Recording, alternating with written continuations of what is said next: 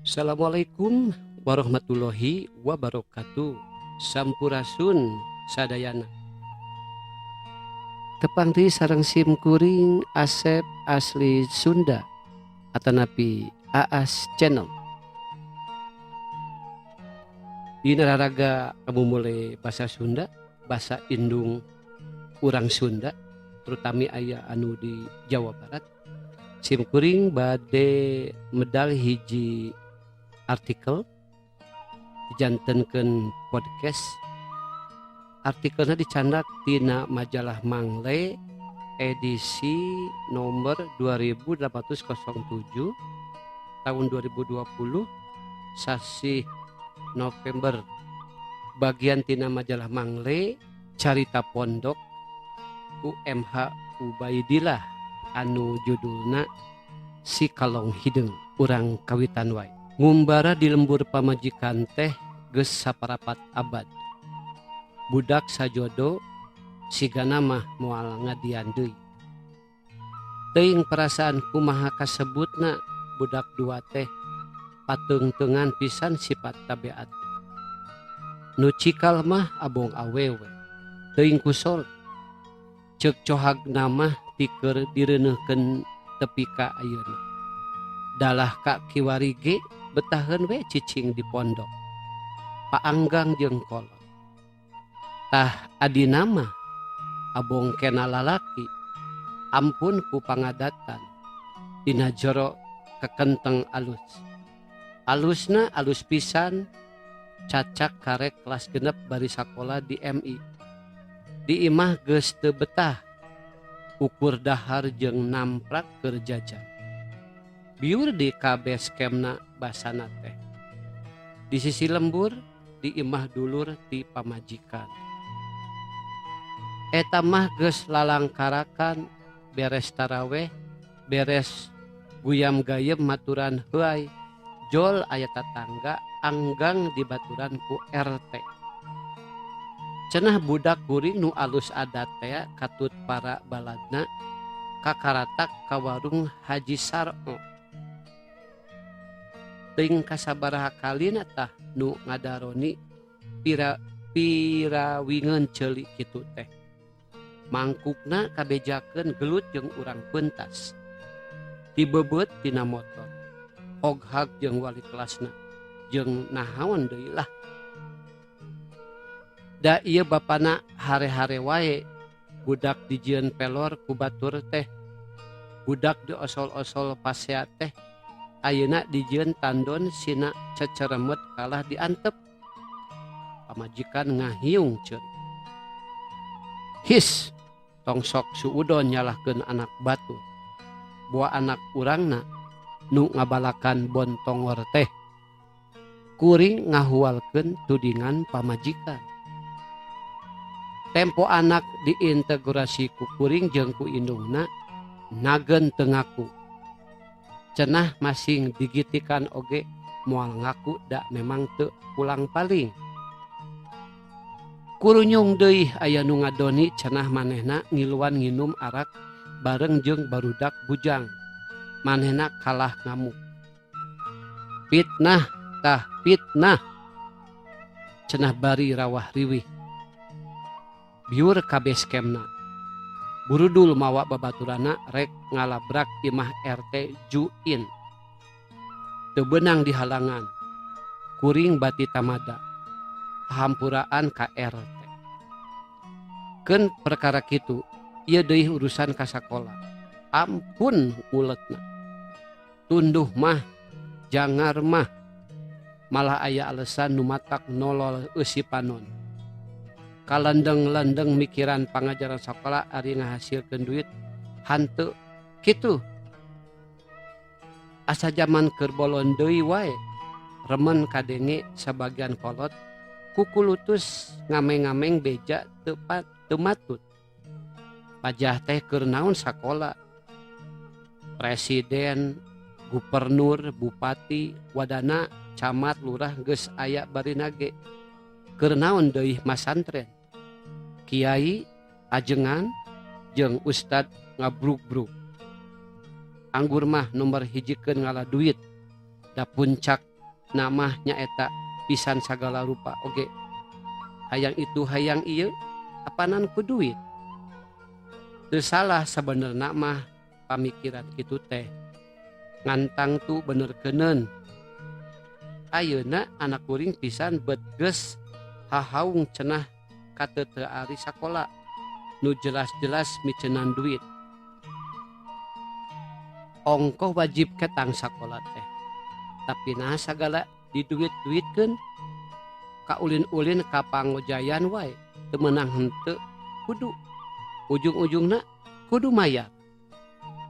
Tah ieu oge pok-pokan si Jalu tepi ka asa nojos ka Jawa Ceul.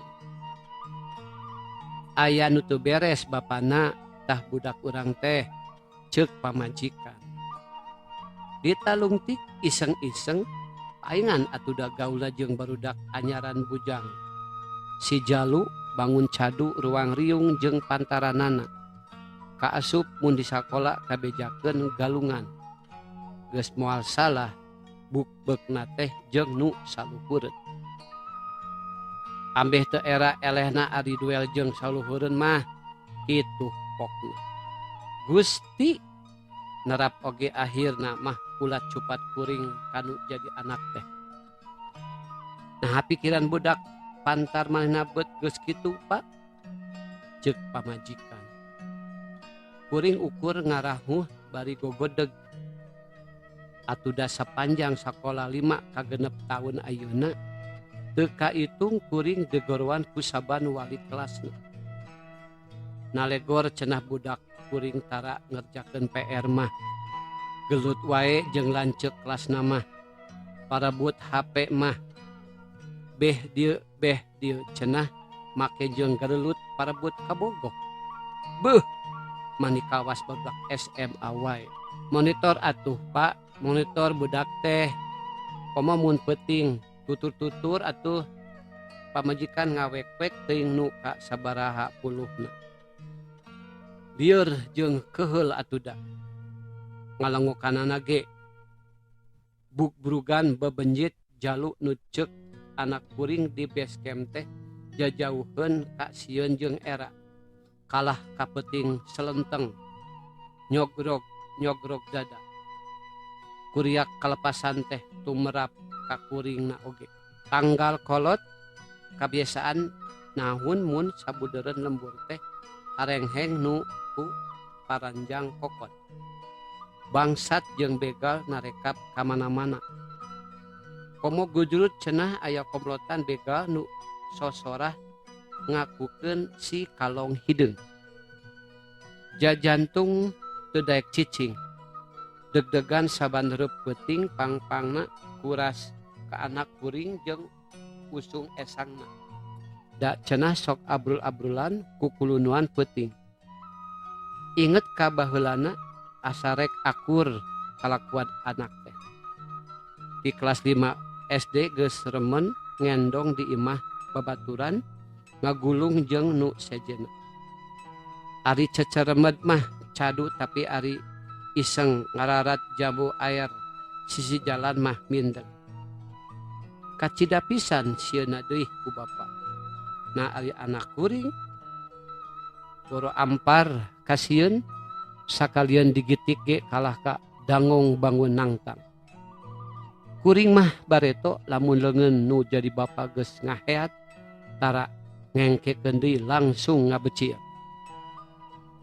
Kuring sabatur-batur sok matuh ngagonyok pada nyebut kelompok si kalong hideung pedah sok laliar ngurilingan lembur meh saban peuting. Aneh puguh. Nah ngaran si kalong hideung beut hirup deui ayeuna. Nu mawa beja teh nya RW kutep sorangan. Tarang teh sok nyur-nyuran lamun inget ka anak tapi ngadadak peuyar deui mun inget ka lancukna di pondok. Keur pantar kitu pisan bareto kuring remen dijieun tandon lawan anu nangtang ka kalong hideung. Gelut teh geus bangun jadi pardu pangpangna mah mun guleuy dina leutak sawah. Tepi ka kajadian kuring didodoho keur nenggang sorangan pada ngaraponan ku sadudulur. puguh ieu beungeut garmep tapi teu panasaran tilu lawan teh parengkeh kabeh dibajegan puhu pingpingna. Orokaya kuring jadi sasaran sapunyare bapa. Sanggeus pihak kolot nu ngarempuk kuring ngontrog ka imah. Gemep banget kuring ditambahan ku pating garalangna bitis dijepretan sapunyare. Kelompok si kalong hideung ngadat. Narenjo kuring garemep. Gerakan bales dendam rek dipetakeun. Tapi kuring teu cicing. Mending ngepung bangsat lah daripada garelut marebutkeun pihak paisan kosong mah, cek kuring harita sakeunana ngomong teh. Nada tuh diengkekeun juk gunjreng munding Mbah Odin aya nu ngabegal. Saaleutan domba Mang Dintang ngiles, warung Haji Jani diperenkeun. Kuring sabatur-batur pada mambatahan ku kolot masing-masing, ulah ruang riung tepugu, ulah abring-abringan tengah peting, bising pasarandok jeung begal atawa katuduhan mata-mata begal. Sarerea ngagugu, tapi bari nyieun siasat, sangkan tengah peting bisa kumpul di balandongan imah canung, luareun base camp inti. Nengetan gaya Hansip Sarmet, asaku nyeples jeung danton hasip momot baheula, sasat sobat gapleh bapak kuring. Sadut mangga bade ngendong di base camp bade bobo di kamar nalira oge, nu penting ulah kukulunuan abring-abringan ti peuting. Bising katudingan teu para ruguh, ceuk pamajikan garo-garo teu ateu. Atuda budak teh kalah kaliwar cungang cingeung tepugu.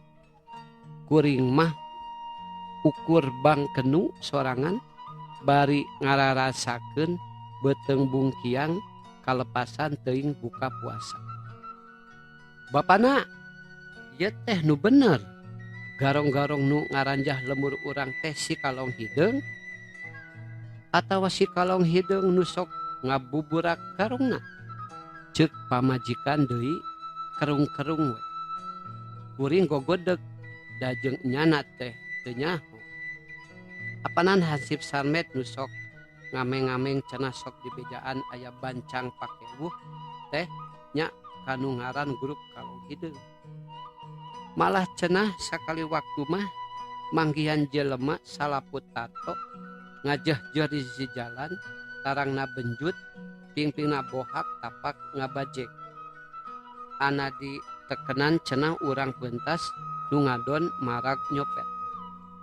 Tapi naas rek saber beureun kabur, tarang jeung awak handap manehanana aya nu ngatepel tepi ka merekpek. Hansip Sarmet kumecrek salut tapi oge helok sabab kapanggih digegereun awak copet aya kaleci ngabarak.